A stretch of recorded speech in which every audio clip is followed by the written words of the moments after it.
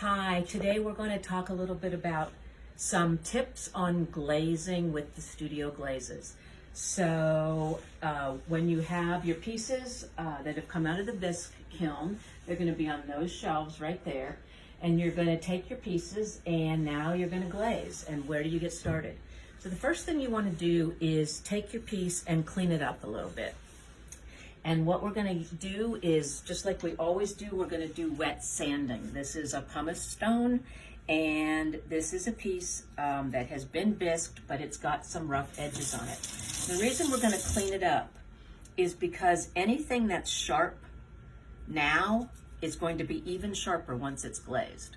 So you saw me wet the stone, and now I'm just going to go over the pot, and anywhere that there's a sharp edge, you want to particularly look at the bottom, you want to particularly look at the lip, the inside, any place that there's something sharp or something maybe not even. You can use the stone, or we've got a variety of other options here for cleaning up. There's a nice sanding, a diamond core sanding pad here that works really well on the bottom. And again, you get it wet before you do this. Now, let me give you a hint on this cleanup. If you take a little extra time when you're throwing or when you're hand building to make sure to do as much cleanup as possible, it's a lot easier than waiting until something is bisqued and trying to clean it up. So let's say that everything's all cleaned up. Now I'm going to take a sponge, and I'm so excited to see smaller pieces of sponge here.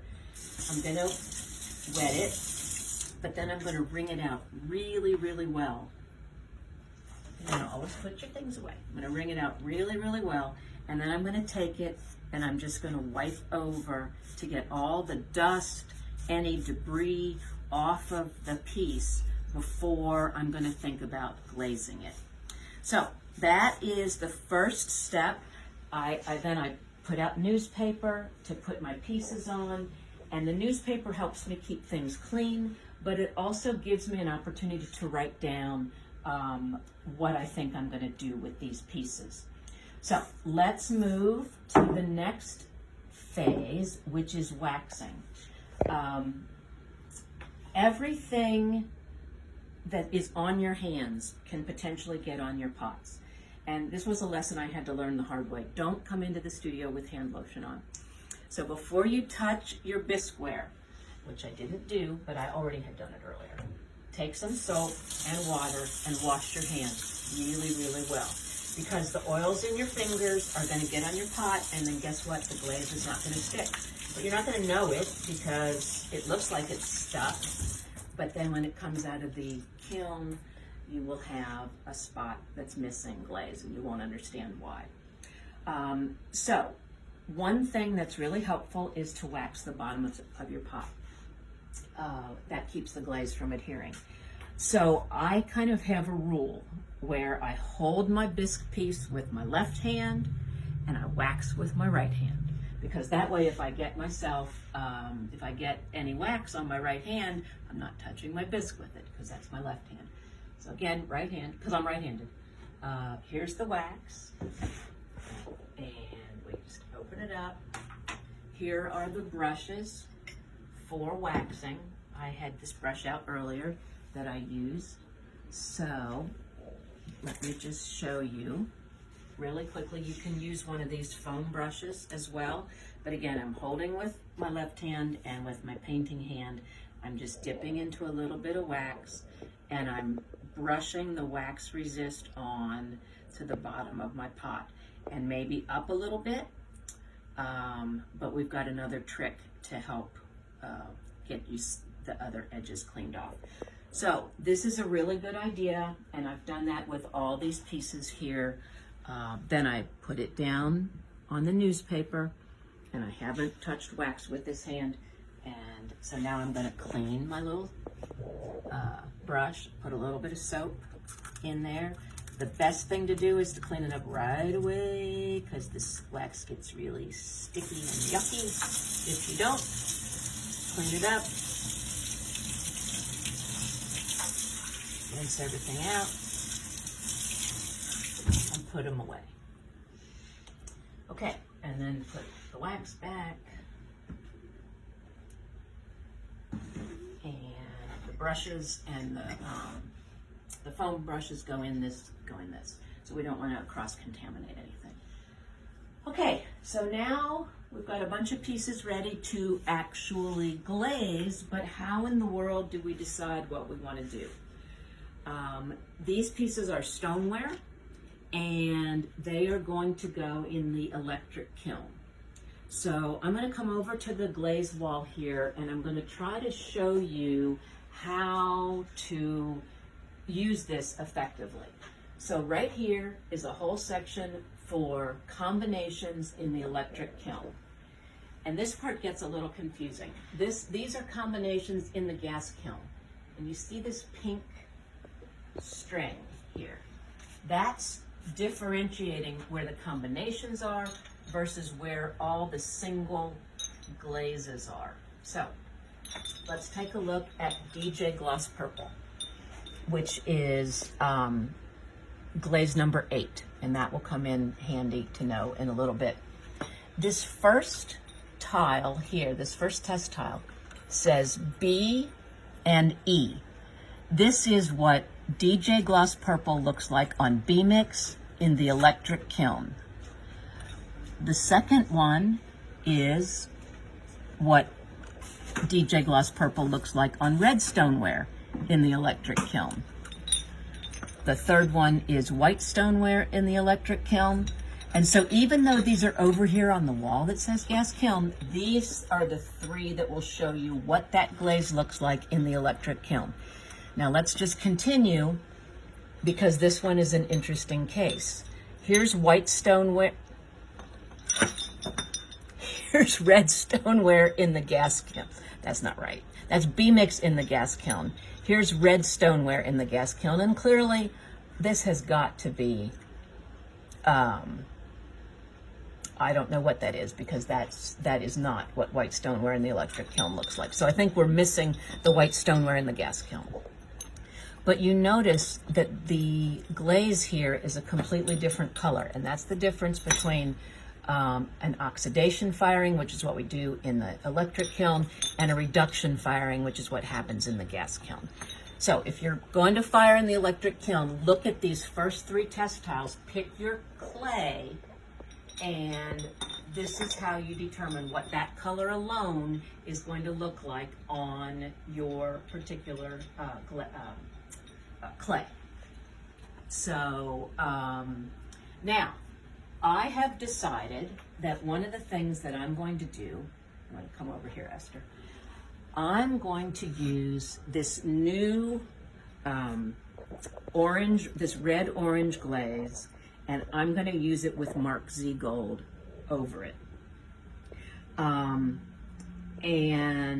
This is in the electric kiln, so this is a test tile that we did to test out these new glazes. Before we go to that, though, I'm sorry, I need to show you what these combinations mean, how you read the legend, if you will, on the back of these. So, for example, this right here, all of these test tiles are on white stoneware.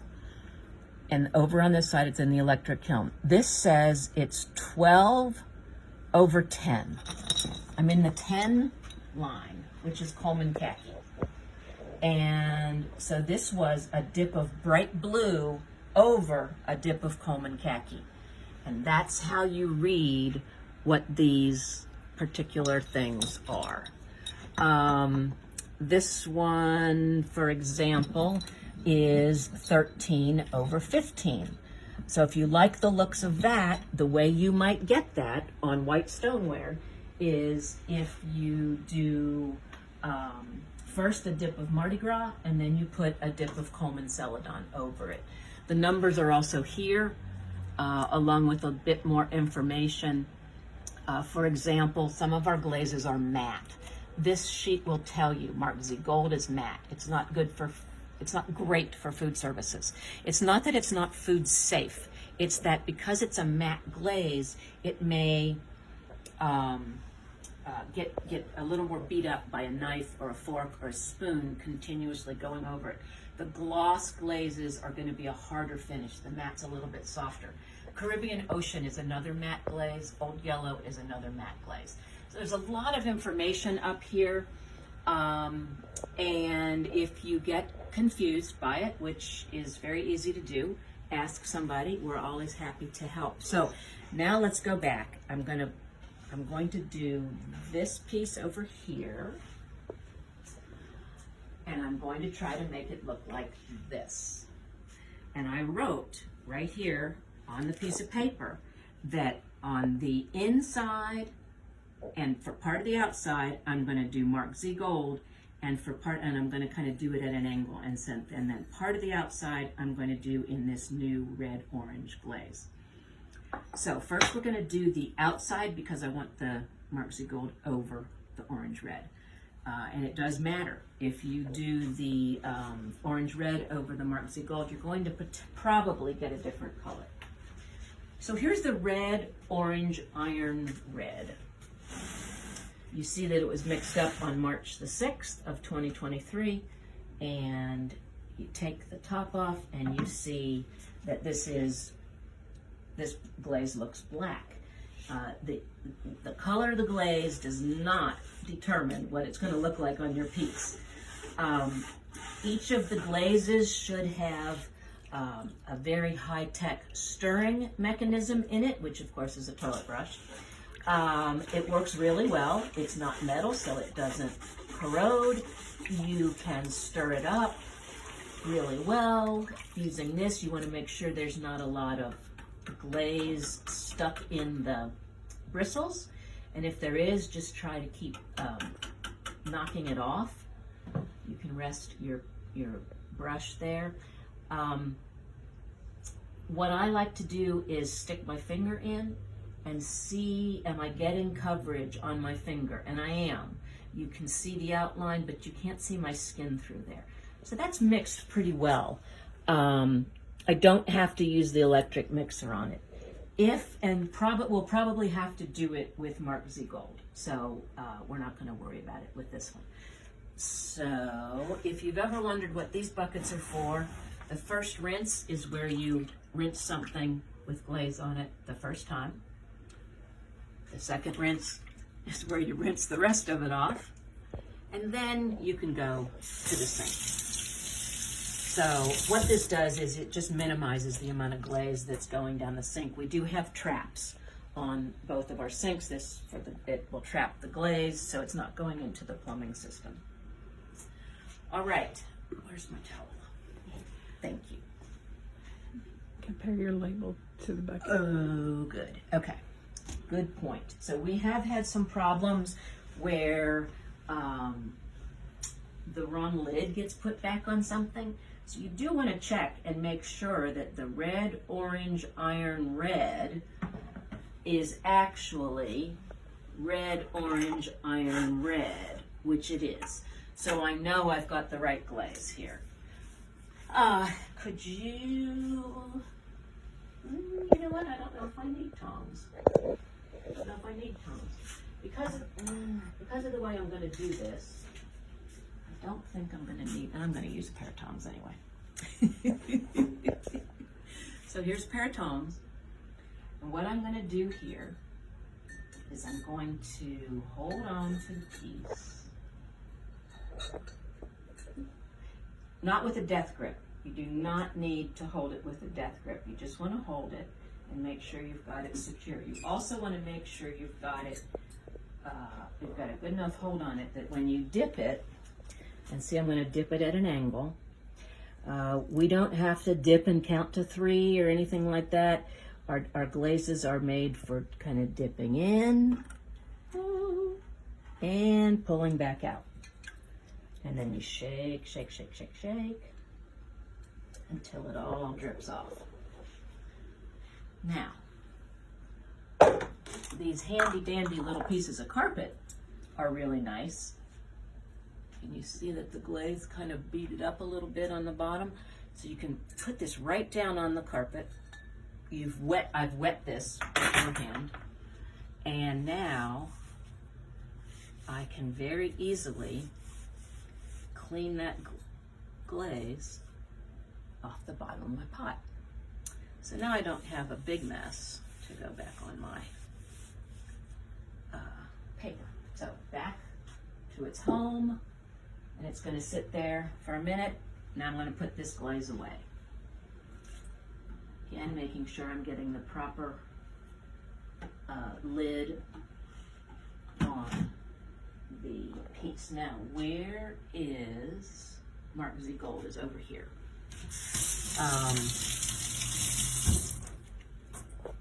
Okay. All right, let's take a look at the Mark Z Gold. This is a matte glaze. It actually says on here, use mixer if it appears running. Again, we're making sure that it's Mark Z Gold, and it's Mark Z Gold, so I'm looking at the right. And what you'll notice as soon as you open this up is there's a good 1.5 to 2 inches of water on top. So we're going to mix with the, and it's okay to stick your hand in there, and you can put the mixing device down to the bottom, and that's where the glaze will settle. But what you'll see is two things. First of all, you see there's a bunch of gunk in the bristles of this brush, so you want to gently shake those off. The other thing you'll notice is that even though I stirred it up, when I'm shaking here, I'm still getting more off. And that's important to get that in there. But what you'll notice is how thin that glaze is. So this is not mixed. You will not get good coverage using this glaze as is. So now we will go, let's go this way. We're gonna go this way. Come on, all of these, most of these glazes are on rollers.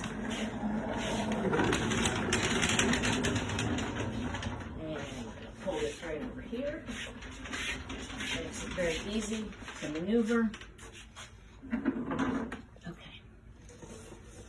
Now I'm going to, here is the drill with a mixing attachment. Felt like it was loose. I'm going to be sure this is tight before you, otherwise it could come off.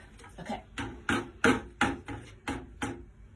So you've shaken the water off, put it in here.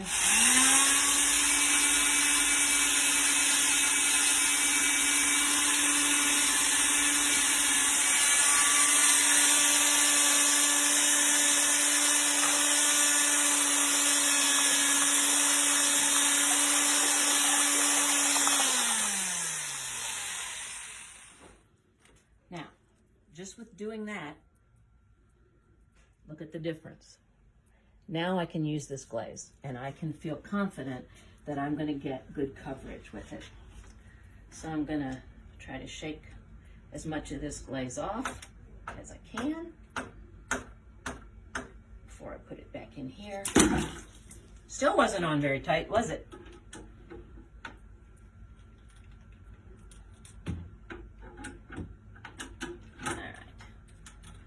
Fix this later, but that is what will happen. Okay, so we've got this. There's my pot.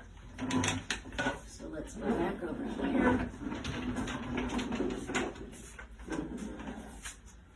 Okay, now I'm going to get my measuring cup and my towel.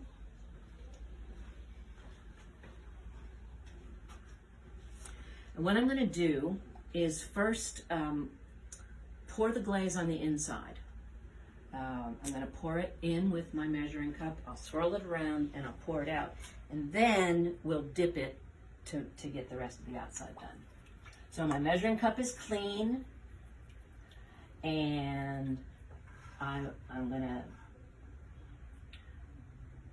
pour glaze in here. You don't need to fill it all the way to the top if it's a big pot like this. Be sure your hands are clean. Now I'm twirling it around to get it everywhere. And then I'm going to slowly pour it out. And if I'm lucky, ha! I got it all the way around, I think. Okay, and shake it off till it's done dripping. And now I'm going to dip it in and try my darndest to get all of that white covered and overlap some with that other glaze. So there it is. Now we'll not be able to find out what it's really going to look like until after the firing, but it should look something like that. Now I've got this again, so I first rinse, second rinse. And it's really important to clean up everything as you're going, or before you finish. I've got this nice glaze here. It comes right off when you rinse. So take time and make sure that you've left the area as clean for the next person as it was when you came in. What else? Oh, then where we're going to put it. Okay, yes. So after all is said and done, oops, I didn't put my glaze away. So it's the other thing is important to cover this up as quickly as possible because there's stuff flying around in the air and we don't want debris ending up in the buckets because that can affect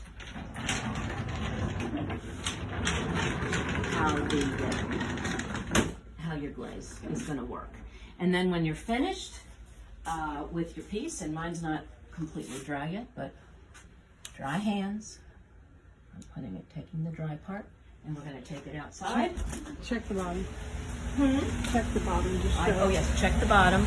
Make sure it's clean, so it's nice and clean. And then I'm going to take it out here. I'm going to get a cookie in a minute, and I'm going to put it right on the shelf. See, the shelf's getting full. It's a taller piece, so I could put it up there on top. But let's talk about a cookie for a minute.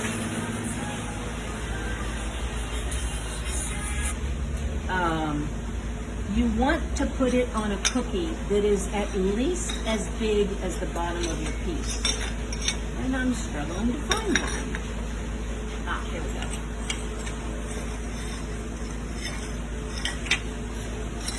go. Let's use this one. And the reason is that the idea of a cookie is to catch glaze if it happens to drip off. So in this case, we're going to put it right up there.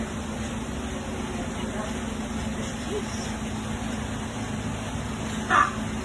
That's what you think.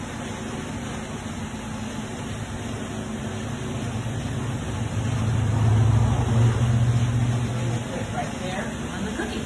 So it's ready to be loaded into the kiln. That's it.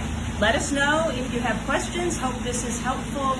It may end up bringing up more questions than you had before, but hopefully this will help you get through the first few times.